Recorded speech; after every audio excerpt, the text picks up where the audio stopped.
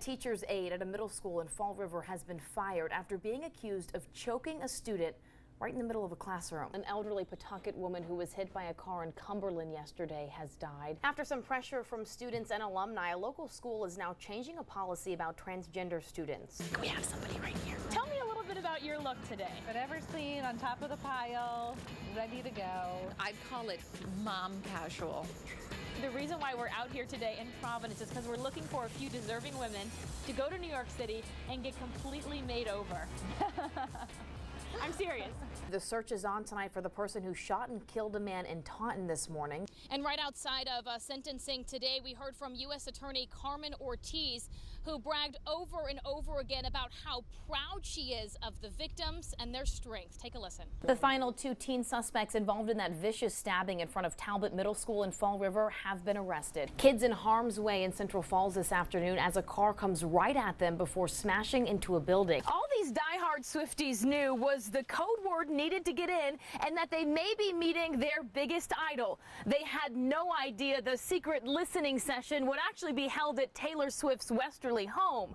That is until they pulled in the driveway. That's where Boston police and FBI agents attempted to question a suspected terrorist. Buddy Cianci spent a lot of his time as mayor restoring Federal Hill. Every day, Department of Corrections officers handle the state's most unstable, unpredictable population. A child's birthday is hands down their favorite day of the year. John and Liz, for most of the victims and their families, today is the day they've really been waiting for. Let's get right out to ABC 6 News reporter Samantha Finland. She's live with more on how fans are reacting to The Force Awakens. And Sam, no spoilers tonight. 3 more people have been brought in by police after another series of raids in Brussels Sunday. A Swansea man is facing serious charges tonight, accused of threatening to kill a family member with a meat cleaver. Boy, it's been a gloomy, rainy day, but at least it's kind of mild out there. Let's get a check on that forecast. Storm Tracker Chief Meteorologist Jeff Denoyer live in the Weather Center. Jeff, the weekend's going to be nice, right? Yeah. This is video captured from inside Jarrick's Market. Police in Woonsocket were able to track a thief right to his front door after he used Snapchat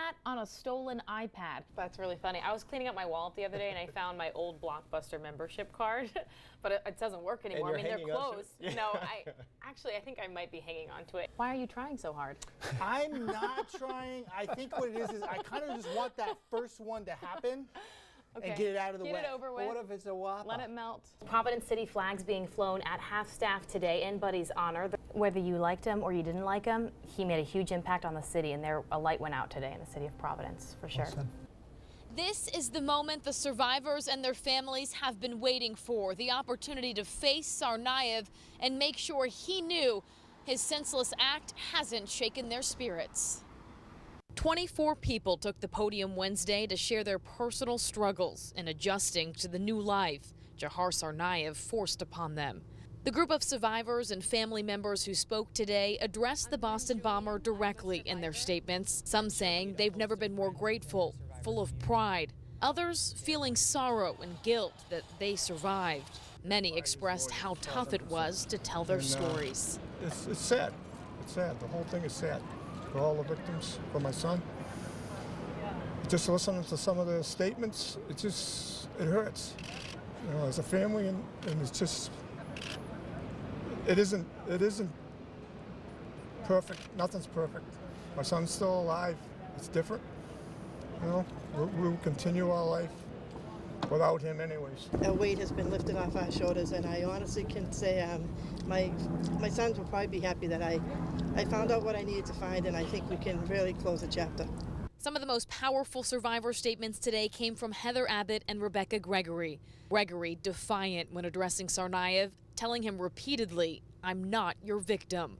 She said, quote, "We are Boston strong. We are American strong. And choosing to mess with us was clearly a bad idea." How's that for a victim witness statement? Newport native Heather Abbott showed incredible strength when reading her statement. She too said confidently that she will not let the horror of the bombings define her, saying in part, "I wondered as I heard each one of us tell our stories of pain and agony on the witness stand if he considered them success stories. I would like Tsarnaev to know that he did not break me. It is I and the other survivors who will be remembered for our resilience." While this may feel like the end to a painful trial, it could take years, even decades, before his appeals work their way through the court system. before Tsarnaev can be put to death. In Boston, Alexandra, Cowley, ABC 6 News. Two elementary school teachers in East Providence have started a movement. They're changing the way public schools do chorus, and it's really striking a chord. Taylor Temple and Nick Hurd know music and the arts are the first to go when school districts are looking to cut costs. So these teachers are trying to change that. They're tuning out the perception that music class is expendable and turning up their new idea, the Kids Rock Chorus, and it's really taking off. Here's why Taylor and Nick are our hometown heroes.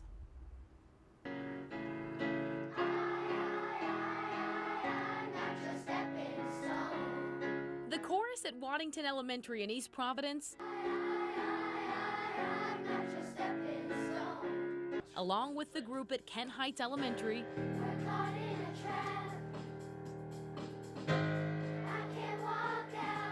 has a message for anyone who's ever doubted elementary school chorus.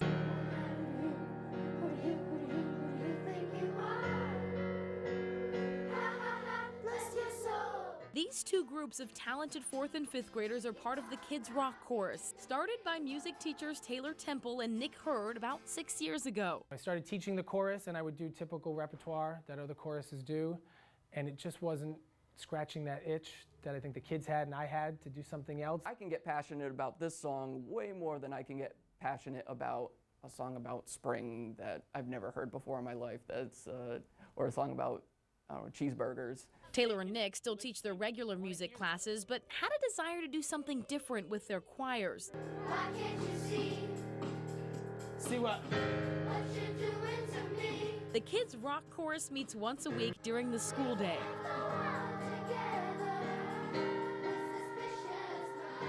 And all the kids really love it. They kind of have to. Yeah, it's a lot of fun, but it's also a lot of work. Mr. Temple gives us a CD and papers all the time, and he says, work hard, study your songs. The groups practice all year in preparation for their big concert in the summer. They even post videos on social media in hopes of getting people hyped up about chorus again. The whole point of filming these kids and doing socially conscious songs and newer songs was we want to survive.